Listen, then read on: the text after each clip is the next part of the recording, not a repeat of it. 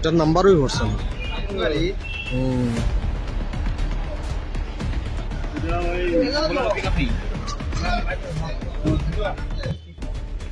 ভাইটা বলো brownish.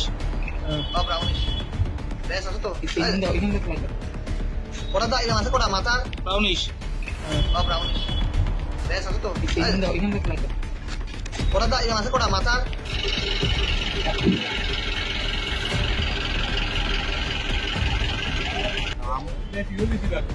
হিপারই sir, হিপারই বেশিরভাগ হিপারই হিপার প্যাকেট। হিপার প্যাকেট, ঠিক আছে। আর একটা বল হয়তো এটা নিয়ে 6টা। এবারে আবার সব বড় নিতে বন্ধু। এটাতে ইয়ে আছে বল T1 T1 024 TR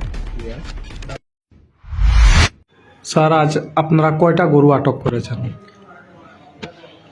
স্পেসিফিক একটা ইনফরমেশনের ভিত্তিতে আমাদের থানার সাব ইন্সপেক্টর দেবব্রত শীল এবং পঙ্কজ বর্মন দুজনের নেতৃত্বে একটা রেড হয়েছে গোলদারপুর ইসবপুর এলাকাতে।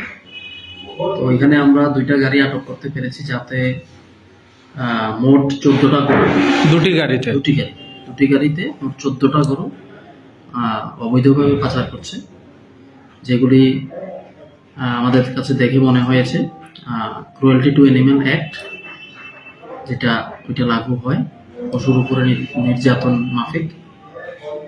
এখানে ওই সময়ে উপস্থিত ছিলেন খবর পেয়ে রাষ্ট্রীয় হিন্দু সংগঠনের শ্যামল সরকার এবং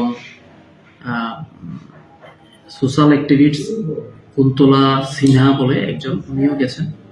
তো ওনারা কমপ্লেন দিয়েছেন এই ঘটনার পরিপ্রেক্ষিতে। শ্যামল সরকার একটা কমপ্লেন দিয়েছেন। এই অভিযোগের ভিত্তিতে আমরা একটা কেস রেজিস্ট্রি করে পুরো ইনভেস্টিগেশন শুরু করেছি। গাড়ির চালক কয়জন আপনারা আটক করেছেন? একটা গাড়ির চালক আমরা অ্যারেস্ট করতে সক্ষম হয়েছি, বাকি আরেকজন ড্রাইভার পলাতক। টোটাল কয়টা গরু ছিল? 14জন। তো কি মনে হচ্ছে প্রাথমিকভাবে, আপনাদের কি পাচার করার উদ্দেশ্যে নিয়ে যাচ্ছিল না কোন? এটা ইনভেস্টিগেশনে আমরা বলতে পারবো কোন কোন কোন জায়গা থেকে আনছে এবং কোথায় ডেস্টিনেশন, আদৌ ওইদিকে যাওয়ার কথা কিনা, এগুলি আমরা ইনভেস্টিগেশন করে ফেলবো। ঠিক আছে স্যার।